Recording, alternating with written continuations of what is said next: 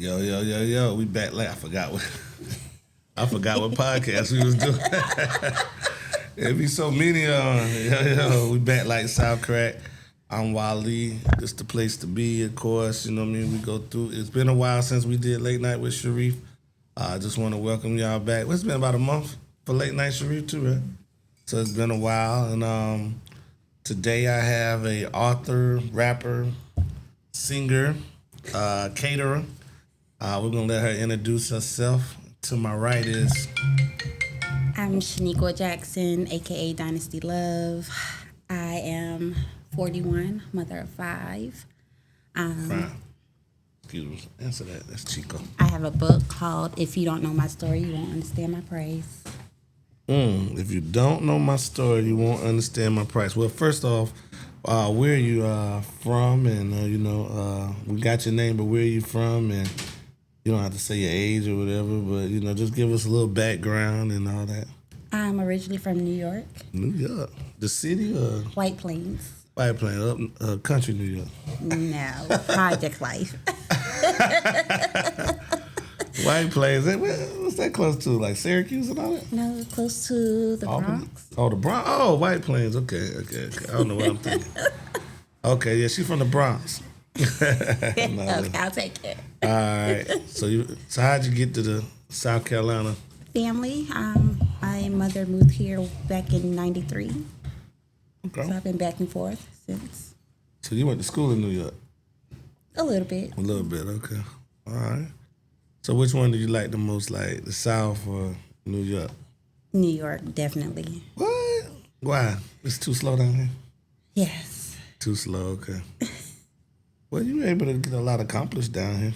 You think you could have got the same things accomplished up there? We probably could have got the book, but you think you would have been able to, do your catering and Definitely rapping not. and all that up there? Definitely not. Definitely not. I got you. So how did you come up with the name of this book here? This is an interesting name. Yeah. I feel like... Interesting title, I'm sorry. Right. I feel like I was an outcast, so people never knew me for me. So I felt like if they didn't know who I was, they wouldn't understand who I am today. Okay. That's deep. How many pages? Is it a thick book, little book? It's a thick book. It's 166 pages. How do you go about writing a book, and how did you get a publisher? Did you go through Amazon? Amazon. So this is what I wanted to go through Amazon. So this is how the Amazon books look. That's nice. That's just the paperback. Like the hardcover is very different. Oh, okay. And they'll do all of this for you, Yes. and then just send you the book. Yes. And that's awesome. That's cool. But what made you start, just writing? You just, were you going through something? Oh, yeah, definitely. I started writing in middle school poetry. Okay. So I felt like I could express myself through poetry. And me and one of my best friends, we had a competition. So we would go against each other just writing poetry, see who wrote the most. Okay. And, of course, she taught me because I stopped for a minute.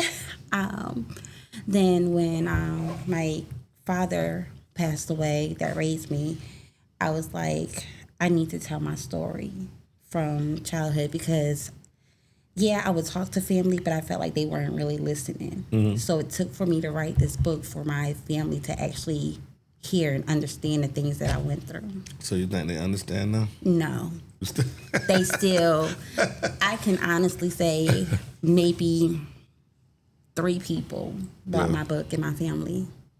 So, I don't want to give away the story, but is there a lot of trauma in there? A lot of trauma.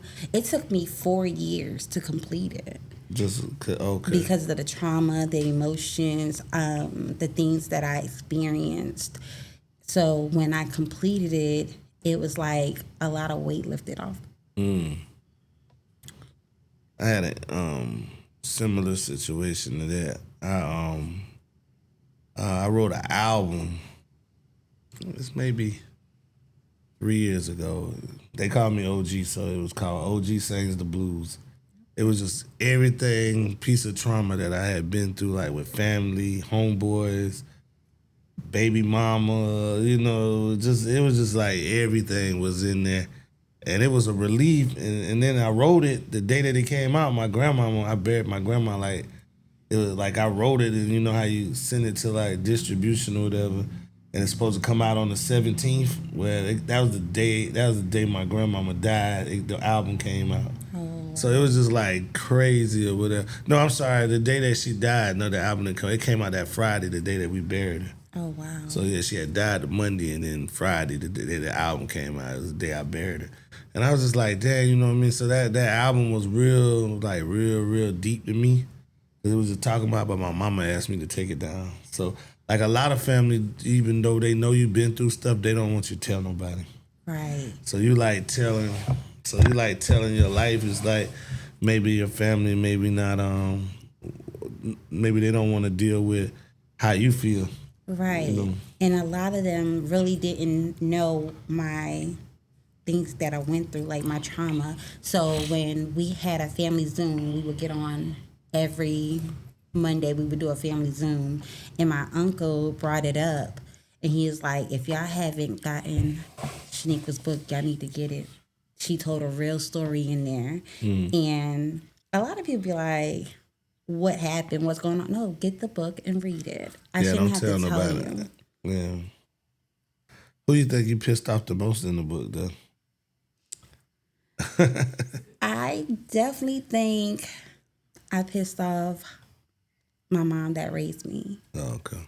Because it's a chapter in there where I dealt with molestation. And it was her nephew, and she didn't know.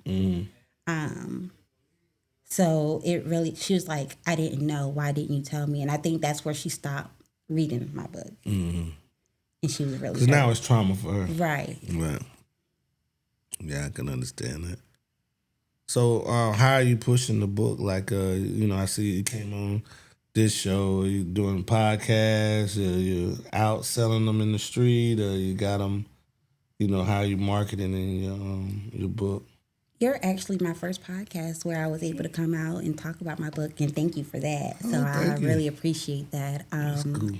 I have a dot card, so when people come in, I'll be like, hey, check my website out, order my book, you'll get a signed copy. So that's mainly what I've been doing. Or if I go to an event, I'll tell people about it. I'm gonna read this book. I got maybe like 10 pages of this other book that I read, and I'm gonna get on it though. So I should start on it this next week. I'm definitely gonna tell you, once you pick it up and start reading it, you're not gonna put it down. So it's funny, when I first published my book, I gave my first copy to this girl that I was interested in. And when I gave it to her, she said, I've never read a book in one day. She read that book and she said, we never gonna be together. We just gonna be friends. Because I was really trying to push forward to getting to know her. Oh, wow. And it's crazy because now she's my wife. For 3 years. We've been married 3 years. Oh, wait a minute. Hold on. Rewind back. Okay, I'm lost. I got lost. So the person that read it said we never gonna be together. Right. And now that's your wife. That's my wife for 3 years. Okay. Oh, that's awesome. I was married life. It's a challenge, but it has its ups and downs. I could say that. Yeah, that's cool. So yeah, all right. So y'all met. So she fell in love with you through the book? No, definitely not through the book. Not through the book. Okay. Cause she was like, "Oh, you were a real hoe back then." Oh, like, Lord! Hoe. I got to read this book now. Not a hoe, please. You just not had a hoe. a few relationships in the. It's a few relationships in the Few book. relationships, few things that I did that she was like, "You ain't did none of this to me. What's going on?" Oh yeah, I gotta read this. It's real life. It's very blunt, and a lot of people ask me, "When you coming out with the next one?" I'm working on it. Oh yeah, you're selling me on it. And it took you 4 years to write it. What? 4 years. That much, huh? 4 years. I'm trying to tell you, a lot of things in that book, females are afraid to express. And I feel like I can get through to a lot of women that has been, or even men that has been traumatized through life with my book. Yeah, I think all black people should read. I think all black people are traumatized in some way. Well, I mean, it's white people that's traumatized too, a lot of them, but you know what I'm saying? But I don't know a black person that hasn't experienced any trauma in their life. Right. Like, some of it's just severe trauma, but you know what I mean? Like, I think everybody has something that's happening to them that's just throw them off mentally. Right. You know what I mean? So that's what it is. So you do poetry, so obviously if you can do poetry, you can rap, so... how long? I know. How long have you been doing poetry? Since middle school, so I'll say I was in middle school back in 95. Okay. Yeah. You were in middle school in 95. I was in high school. Okay. So you gotta be at least touching 40. 41. Okay. I can't do the math, but yeah. 41. Yeah, I'm class of 95. This is my 30-year class reunion, and I was feeling old till this past Saturday. We did somebody's 40-year class reunion, and I felt a little bit better. I was like, okay, they seem pretty cool. Let's hope. Let's hope that we're going to still be chilling and drinking and having fun 10 years from now. Like, shoot. Exactly. 60s scared me, like, going into, like, 50s. I think I'll be all right through the 50s, but the 60s, like, scared me, like it's just gonna be boring or something. You know, it's like you ain't gonna be able to do nothing that you used to do or nothing like that. So. I feel like you could still live life. Yeah. Even in that age. A lot of people travel then, you know what I mean? That's when they start really. A lot of young people travel now, but when I was growing up, you didn't really start traveling until you retired. Right. So like I don't never remember my grandparents and stuff going nowhere until they didn't work anymore. You know what I mean? So then they went everywhere. But so rappers, like, what kind of rap do you like? What kind of rap do I like? Well, the first rap song that I ever did was a diss track. Okay. It's called Van, and it's on, all platforms. Oh, it's on all platforms. Go get that. Where they can find that? They can go on TikTok and do like a meme to it, or Snapchat, Facebook. When I did that song, I was really turned up. Like, really turned up. Who was you dissing? My cousin, and it's crazy because he got me fired from my job. Oh, Lord. So that's why you dissed him? Yeah. You went on record? Yeah.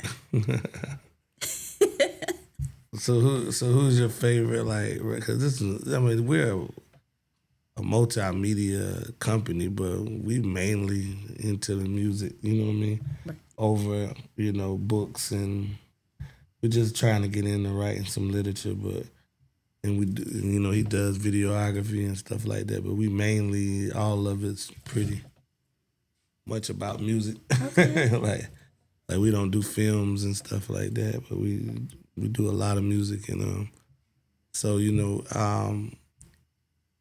so who's your like favorite artist, like rap artist, and then like R&B, soul, that kind of female wise rap artist? I would say Trina. Trina. Right.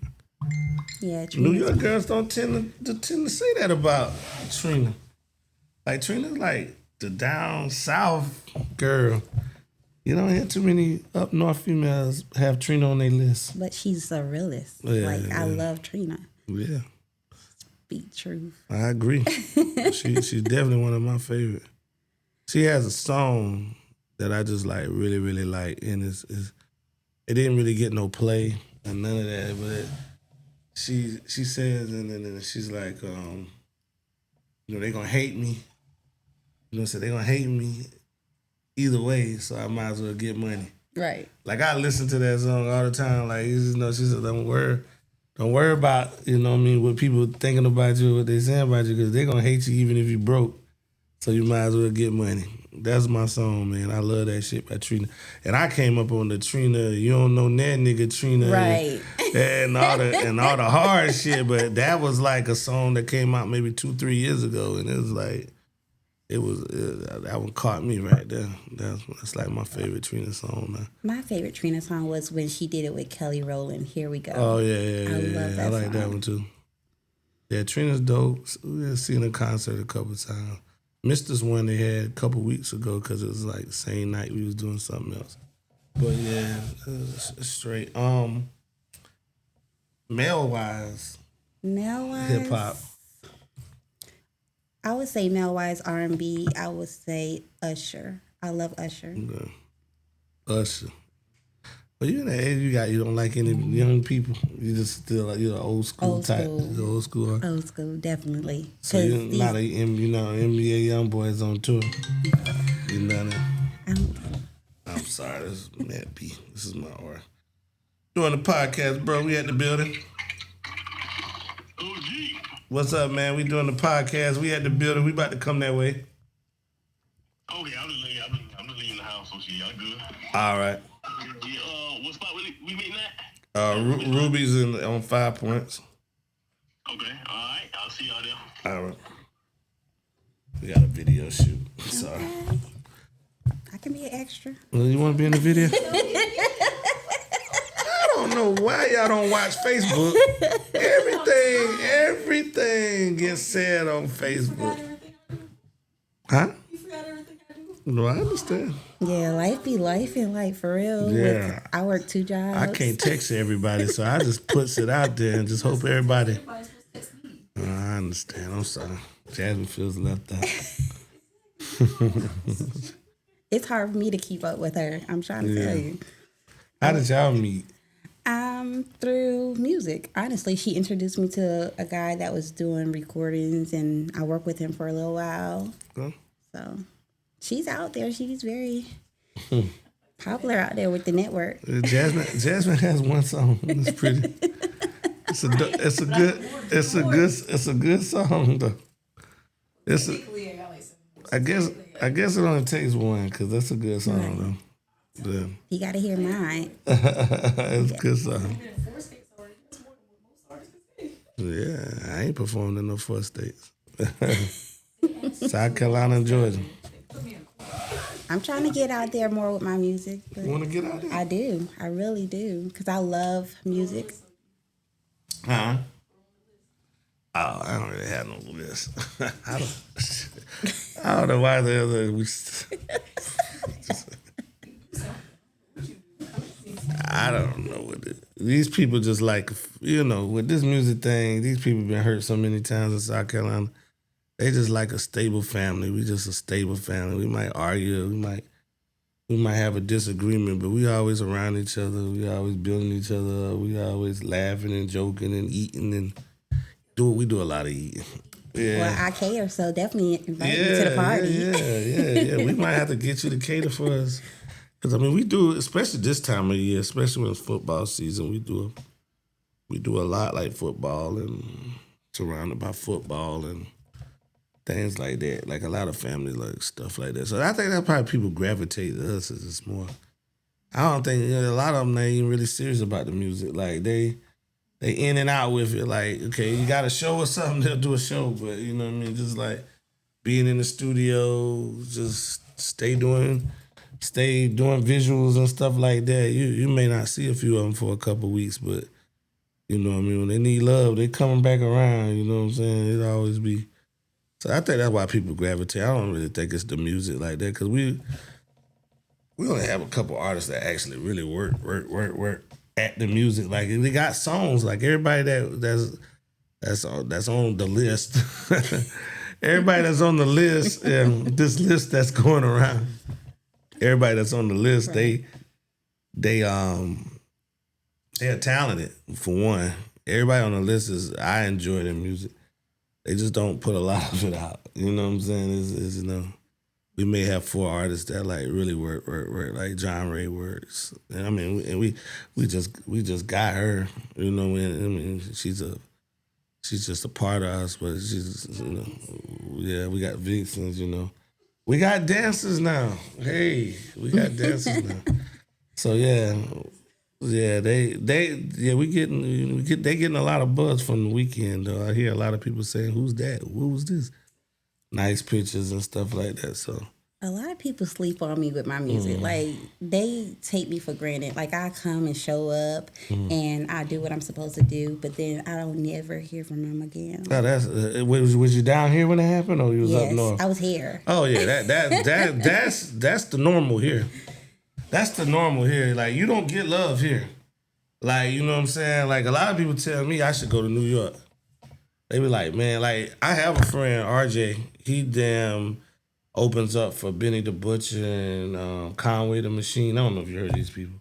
But Benny the Butcher, Conway the Machine, Freddie Gibbs, you know, whenever they're like in somewhere closer to the South, they always call him. You know what I mean? And he's from down here, but he lived up in New York for a while. Like, so he's like real versed with goes on around there. He always tells me, bro, why did you take your talents to New York? I said, I'm not from New York. Like, you just really want me to be, like, it's easy to go from New York to the South because it's a lot slower, and you may can attest to this. It's a lot slower, you know what I'm saying? You got good food, grandmamas, most people grandmamas and aunties down here. You know what I mean? It's a little slower pace. You could chill, get your mind right. You know what I mean? Take some classes and chill, you know what I mean? Like, Right. but me going there is like a, you know, like, it's probably hard for you to adapt coming down here just because of the speed, but it's not a big disruption. But like, for a southern dude to just go to New York, like, it's just like climate, you know what I mean? It's a whole, like, people want to feel warm. Like, nobody wants to go to the cold, you know what I mean? Like, it's a whole lot of stuff that go on with it. I was like, man, y'all just make it sound like it's just so easy just to pack up and go to New York. And like, I was like, man, I couldn't do it. Not to live, but to like really Work and promote. I think you'll get a lot of diversity there and in Atlanta. Nah, I've been on the Atlanta scene. Now the open mics are a lot better than our open mics. Like, South Carolina open mics are like 20 people. If you can get 20, 30 people in there, that's a successful night. Where Atlanta, their open mics, you go there, there's 80 people in there. Because Atlanta artists, you know what I mean, their neighborhoods are bigger, their schools are bigger, their fan bases are bigger. So they have people that actually, hey, I'm performing at such and such tonight, and 30 people will come in. Right. So open mics like work way better in Atlanta. Yeah, but nobody's there to discover you though. So that's the only bad thing about the Atlanta. Like, everybody's doing it. So the producers and all that kind of, and the people that have the ability to change somebody's life don't come.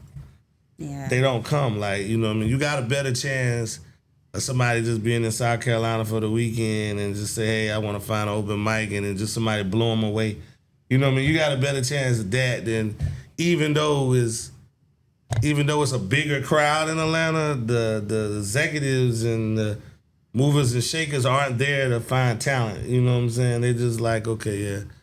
Like, everybody sounds the same. Everybody's got this. Everybody got crew. You know what I mean? It's like, you know, but what you do at those kind of spots in Atlanta too, though, you don't get paid, but you do get like you might find somebody that might give you a paid gig somewhere. Like, it's a lot of strip clubs. So if you got some guys out there with some good strip club music, you know what I mean, they'll bring them in to perform. They get a buzz with the strippers, you know what I'm saying? Right. So the strippers blow the song up, and then the club will want them to come in and perform because all the men are there and watching the girl perform to the song and stuff like that. Right. So, and Jermaine Dupri explains that, you know, that Freaknik documentary, how that's the cheat code down there is not to go to the open mics, but to get you a song that the strippers like, and the strippers will blow it up. You know what I mean? Or if you don't have a DJ or a stripper on your side in Atlanta, then you really gonna have a rough time. Even though it may seem like Atlanta's the mecca of music, it's just like everybody's there to do music. Yeah. You know what I'm saying? Everybody's there to do film. Everybody's there to do, you know, art, some kind of art, you know what I mean? So it's oversaturated with talent, you know what I mean? When I grew up in Atlanta, it was growing, but it wasn't what it is now. You know what I'm saying? And especially, LGBT community, man, they they floor down there to do all kind of music, hair, anything, you know what I mean? And it's just so much competition. Like it's just like, It's hard it's to get over out there. it's oversaturated. I would rather be here. I just know the road gonna be harder. You know what I'm saying? I just know the road. The road is hard. That man is walking in the door right here. We've been doing music 33 years. You know what I mean? I know I've been out there. I was 15. You know what I mean? So it's tough down here. So don't get discouraged because it's what we go through all the time. Like if you rap and it could be good, yeah, it's crickets. You know what I'm saying? It's not a lot of shows. Yeah. It's not a lot of it's not a lot of people that's gonna compliment you because what I mean. Nobody wants you to be the first. You know what I mean? Nobody they mean, oh, that's good, boy, you tight. Yeah. But then you know what I mean, when they come to support you, you know what I mean, they're not gonna be there for you because they don't want to see you win. They don't. It's a lot of people that don't ever want to see you win. Like they be trying to change your voice. Like the people that I've been working with, they be like, no, you should do it this way, or this is what they looking for in the real entertainment world. Don't try to change me because I can only be me. I can't sound like somebody else. Cardi B never changed. They was trying to change her. She kept it the way it was. Right. You know what I'm saying? Look at her. $60 million woman and growing. You know what I'm saying? From Love and Hip Hop. The only person I know that made it from Love and Hip Hop. I would say, but Joe Buttons was already on. So, I mean, he really got rich. He really, was able to spiral Love and Hip Hop into media. But, you know what I'm saying? He was already a, college graduate, good artist, you know what I mean? So, before he even got on Love and Hip Hop. So, I don't really count him as Love and Hip Hop made him. But they definitely made Cardi B. That's the only person I ever think in 20 years of Love and Hip Hop that they actually made an artist that was on there performing and stuff like that, just straight up. So she got there by being herself, though. Right. You got to be yourself. You can't let this world change you. You got to be who you are. And then, like, this book, I feel like it's going to be a great movie. I feel like this book could be an amazing movie. Amazing movie. I reached out to Tyler Perry people. Okay. And they said he don't do other people's stuff. And I was like, okay, thank you. Mm-hmm. And I left it at that. So he writes and everything. He writes everything. He don't want to buy the rights to anything. Right. That's his prerogative. He ain't running out of material. He sure isn't. That's for sure. But yeah. I never really liked Tyler Perry like that. I do like some of his movies now. I mean, he made a bunch of them. Of course, you're gonna like some of them. Right. I never really thought he was funny. I never really had like a, some of his movies kind of angered me a little bit. You know what I mean? I was just like, what the fuck? You know what I'm saying? Like, why we got to be all that on TV? You know what I'm saying? But I came from the Spike Lee era though, so it's hard for a Spike Lee fan to really get into Tyler Perry like that. You know what I mean? If you cultured in the Spike Lee films, you know what I mean? Tyler Perry is just kind of like, clickbait. You know what I mean? He's gonna take all the shit, all the negative shit that's going on, and put it in a damn movie. But I was done with him when they threw the baby out the window. I was like, okay, yeah, mental health is serious, but we don't have to show, black people throwing babies out the damn window. Like, come on, man. Speaking on that aspect of things like that, it's actually real life because, like I said, I have 2 jobs. I'm a 911 dispatcher. So looking at stuff like that kind of stuff actually really happens in real life because people have a mental breakdown and even though you don't want your kids, like, go to family members, like, let them take over, let them help you. I won't cause no harm on no kid. That's crazy. Man, that's an interesting job. 911 dispatch. And I've been doing it for 20 years. You been doing it for 20 years? Yes. Wow, you like Holly Berry and shit. That's like, that was like one of my that was like I like that movie. We don't get out and do that. She did that now, but Yeah, I like that. Shit, you done talk somebody off the roof?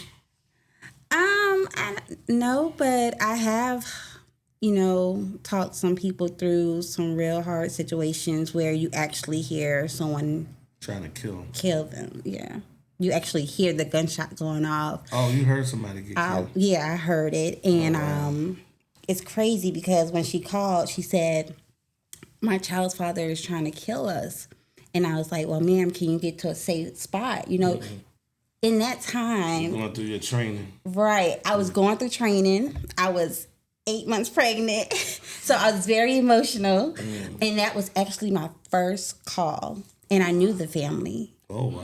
So it was hard to take that call because I knew the guy, I knew the mom, the daughter, everybody in that household, but even though I couldn't save their lives, I felt like I saved her grandfather and her child because he didn't get the opportunity to kill them. So They killed the mama and the daughter. Oh. So when I went to that funeral to see both of them in the casket, and the baby was maybe 1. Oh, that's awful. And the baby just started crying when they closed the casket and said, "No, mommy, don't leave me." 1-year-old. And that really hurt me because they allowed the guy to come to the funeral in shackles. What? After he killed him? After he did it, because they felt like it was a mental thing. He wasn't in his right state of mind. And I didn't like that at all. Oh, no. Hell no. I'm surprised he didn't get his ass whooped. Oh, it was close. Yeah. But yeah, it was hard. That's crazy. I talked to a 911 dispatcher that did that took the call from Susan Smith. And like she was just like, I met her, like she was in Columbia at this like seminar, like she's a bonds person now. And she was just like, yeah, I was I took the call when, Susan Smith called in and, said that, what the kids was missing at first or something like that. Or whatever. Yeah, she took that call. I said, but I couldn't be no 911 dispatcher. It's definitely a job you really have to want to do. You have to have that mindset to want to do it. Every call after that I took, I had to realize that could be my family on the other end. So I enjoy helping somebody. I couldn't save their lives, but I was able to save everybody else. For 20 years, you could retire in a little bit, ain't it? That's the goal. That's the goal. That's the goal. You could retire with the pension. Where's the pension? If they don't take it away from us, Yeah, they're trying to take that too. Well, they don't have to leave the law enforcement pension alone. They'll go crazy. Right. They'll go fool. They start taking them pensions, but it wasn't working a lot of years. A lot of underpaid, a lot of hours to get that money to cash out on that money. Exactly. That's their hope. Yeah. Once I get the pension, life gonna be better. Once I get my pension, I know I grew up with state workers. My mom ain't police, but my mom was in the school district. You know what I mean? They could retire after 25 years. And man, they was trying to make it. They was trying to get to that 25. My grandma retired in 30 years at the state hospital. My uncle retired 30 years, went back and retired again. Yeah. Yeah, he went back. They called him back. He went back for I don't know what was going on. I guess, he was in debt. So I guess his social, the money he was getting wasn't enough to take care of him. So he went back. And he worked another 5-6 years, stacked up his 401k and then left. Now he's gone for good. So, but then they give him a job. Sometimes they still give you a job. He did a training. Every once a month he'd do 3 days of training. They pay him. Yeah, they train him. Pay him a little bit of money to come in there and train people and stuff. So Yeah, I mean, it's state jobs. Ain't nothing wrong with the state jobs. I ain't gonna lie. I didn't work one, but I ain't nothing wrong with it now. I advise anybody that especially they sick, well, you need that health insurance. Shoot. Even some of these other jobs only paying 70-80%, but them damn government jobs, they give you all of it. Yeah. You don't never have to worry about cough wrong, I'm going to the doctor. Shit, sneeze, I'm going to the doctor. Right. Shit, we gotta wait it out, make sure before we go to the last week, boy, I was coughing so bad, man, my damn chest was hurting. I found out I had bronchitis. My chest was hurting, my shoulder was hurting. I was coughing it was so violent. I wanted to go to the damn emergency room, and I was just like, man, I ain't met my deductible yet. I was like, I ain't met my deductible yet. I can't go. I ain't met my deductible yet. Not a deductible. I gotta sit here and fight it. Cause these insurance, man, they have such high deductibles. You have a $4,500 deductible. It take you all year to get through that sometimes, Right. So where are we gonna be at in 5 years? Retired from? Yeah, that's my goal, to retire. Hopefully get a food truck. What's up with everybody wanting the food truck? I love to eat. Y'all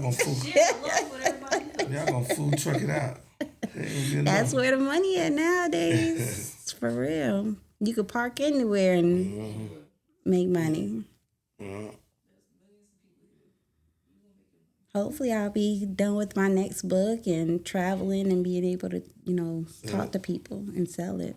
Talk to people, talk to classes and stuff like that. Right. College kids. That'll be good. And music-wise, you're going to keep pursuing that. You're not going to stop. Oh, yeah. Definitely trying to find the right team. Yeah. I think I found one tonight on my podcast with you guys. We definitely... That's definitely what we do is music now. And we don't have a female artist. We have a female rapper. We have a company that we help for a percentage that has a female rapper. But I don't think she's like... One thing about the females is and it's hard to sign females. It's just like females, there's just a lot going on with that. You know what I'm saying? I beg to differ. Like I was looking at y'all this week, y'all like I couldn't be like y'all gotta y'all got this whole production going on. And like I don't know anything about makeup, hair, and I'm lost. I'm like, dang. Hope they can figure it out, you know what I mean? Because we don't have money for, a female stylist, and, it's just a lot. It's what you make it. Like, when I used to perform different places, I had my own makeup artist. I had my hairstylist. So I would pay them in advance to come out and support and help me out. But it's all what you put in. Like, you got to put the work in. Right. And I'm all about putting work in. If I say that I'm going to help you grow and you're going to help me grow, my word is my bond, because that's all you have. Right. Well, definitely, we can definitely have a conversation about music, another day. Next week, I'd love to hear what you got and sit down and talk to you, because everybody knows I've been looking for a female artist, rapper. Now, I don't, singing and dancing stuff is a production. You know what I mean? That's why we got, that's why I didn't mind John Ray and I didn't mind Ruby, because they already kind of know what they're doing already. Well, they already do know what they're doing already. They've been doing it a while. So it's not like I got to develop them. You know what I mean? It's like the development thing is just not something that I'm interested in right now. Developing artists. So I like artists that, are already there and have their own ideas and work. Because we don't have money to, like, we have money to help. We don't have money to invest, in an artist. Like, we invest something in an artist, you know what I mean? We do shows, T-shirts, you know what I mean? We invest, so we do invest, but we can't do everything. Like, hey, it's this outfit that I need for this show. Like, you know what I mean? We don't have a budget like that. So, you know what I mean? it's very small, but we still one of the biggest companies in South Carolina. But it's just still, it feels small because I guess it's just not like financially. It's not like everybody gets paid, but the bosses. You know what I'm saying? Like I don't make any money. My assistants don't make any money, but like we try to make sure everybody else eat, just to kind of keep them around till we can figure it out. You know what I mean? Because we learning on the go. You know, the company's 4 years old, but it was just me making music and my engineer back there, and we was doing like an underground studio, and it really wasn't like it is now. Like January, we did the podcast for a year, and then in January we just said we want to do more than the podcast. Let's hire a manager and figure it out. So we haven't. We figured out how to get everybody engaged and everybody talking, and we figured out a way to get everybody shows. We just haven't figured out how to make money. The hustler in me, I'm a go-getter. So I'm Right. all about promotion, going out there to get the money. Like I'm Right. all for it because that's the New York in me, and Yeah. I'm a hustler. So I'm all about, helping and pushing and promoting and getting you where you want to be. You Right. gotta have that mindset to want to excel. So if you have a team of people with that same mindset, you're gonna grow and you're gonna excel. And I think that's how we have grown, is because we have people with the mindset. Unfortunately, and once you reach some of us have reached the climax. You know what I'm saying? Some of us have reached as far as that we want to go, and then some of us is looking at those people like, like that ain't how far we wanted to. We really want to go. Like, you know what I'm saying? Like, Prime really wants to go. Like, I really want to go. Like, Tip really wants to go. And, everybody that's most of our crew want to go. But I think we just done blew the mind. Like, in 6-7 months, a lot of our artists have, have performed or been on the stage with some pretty good artists, you know what I mean? Some pretty popular and pretty good artists. So, that was their dream. Right. You know what I'm saying? So, they still family, and we don't drop nobody. We don't fire nobody. We can't fire nobody. We're management. We work for everybody else. But, you know what I'm saying? We're not a record label. We have a record label that's under our umbrella, but another guy runs that, and he's pretty much totally in control of that. You know what I mean? So we don't have a label. You know what I mean? We're more of a management group, and if anybody knows anything about management, we work for the artist. Right. So at any time, the artist can say, hey, I don't believe in this vision. And then, you may have a few contract things where you receive the money you put back in, you receive that back. But, you know what I mean? Other than that, you really just lost time, lost money, you know what I'm saying? Most cases, it's a negative vibe after that, you know what I mean? So it's we try to just stay family, man. Like, we really love each other, so we really try to, hey, you know what I mean? Like, we had an artist the other day, I've been kind of grooming him a little bit, from afar, and you know what I'm saying? And he decided to take management with somebody else. I put him on probably 8 shows this year. Wow. You know what I'm saying? He decided to go do management with somebody else. And he was, we kicked it Saturday and we kicked it in here Sunday, and I told him I didn't blame him. You know what I'm saying? You gotta make a decision what's best for your life. You know what I'm saying? If you come over here, and a Matt B may intimidate some people. You know what I'm saying? Because that's an obvious win. You know what I mean? All he gotta do is keep doing what he's doing. He's gonna win. He's already won. He gets paid. Anytime you can get, I can't say what his rate is, but anytime people call you and they pay you for a show in South Carolina, you won. Because everybody be on that free shit around here. Right. Everybody be on that free shit around here. You know what I'm saying? Everybody's on the free shit. Everybody wants you to perform for free, come out for free, do this for free, model for free, host for free. Everything. It's all about, we'll give you something. We just got to look at what the door look like. The door ain't going to be good. Because every time somebody have a show, they're gonna have 10 other shows the same day. Right. Like they just purposely see the show. Oh, let me put together a show. They don't get it when you call you on the phone and say, "Hey, I had a show idea for that same day. Maybe we can combine." They don't look at it like that. You know, we got trail ride here, trail ride here, trail ride here, trail ride. Could have been 10,000 people in one spot, but it's 1,000 in 10 different places. Hurts the money. You know what I'm saying? They don't get it. Don't want to have a conversation about it. You know what I mean? It's just not. You know, it's South Carolina, and I'm not surprised. It's frustrating. Now, it's gonna always be frustrating because you in it. But you know what I'm saying? It's been going on for 33 years. It's been going on longer than that, but that's how long I've been seeing it. I was 15 when I started seeing it. You go to a talent show and whoever paid the most money won. You know what I mean? It wasn't even about talent. The damn person who won the $500 or $1,000 auntie was a judge. You know what I'm saying? Like it's just all kind of crazy shit. You know what I'm saying? Like it's just South Carolina, man. It's just never been It's just never been fair. It's just never been supportive. You know what I'm saying? That's why I tell people this story. You know it, and I'm gonna wrap it up. But hip hop's been around 52 years now.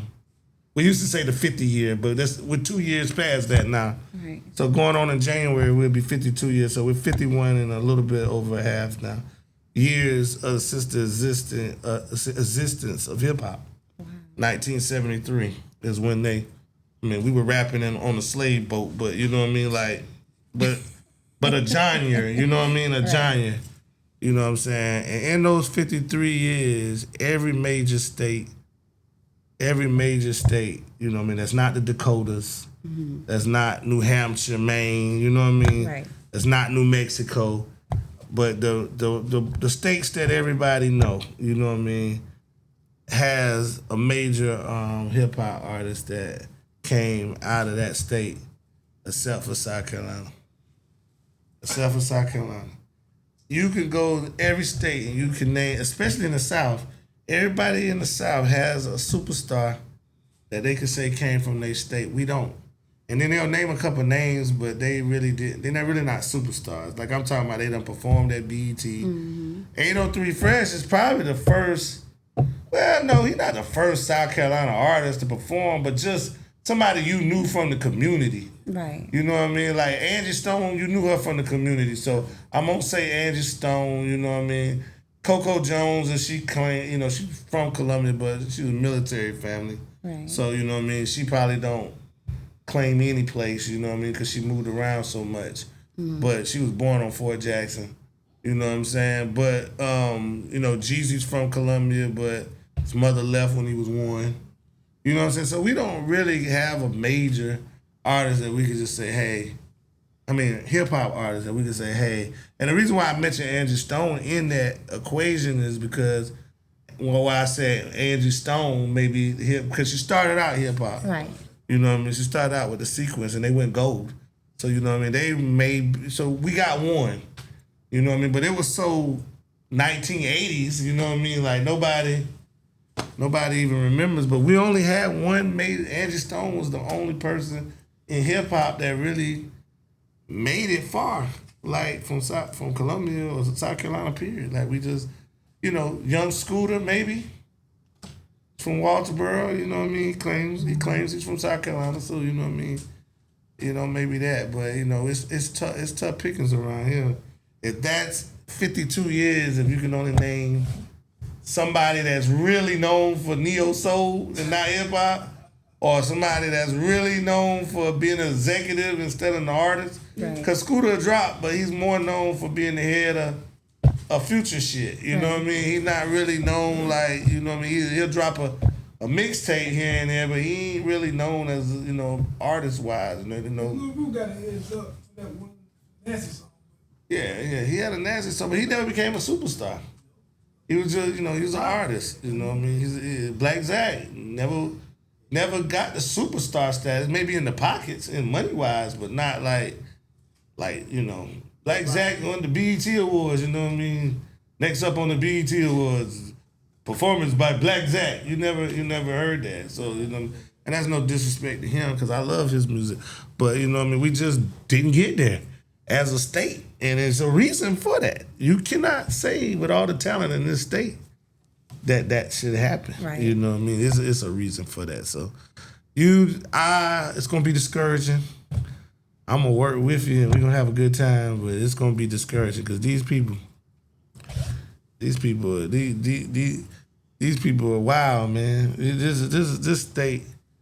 I would hope that we can maybe put something together and go to New York with it or something like that. But these people are at least North Carolina, because North Carolina kind of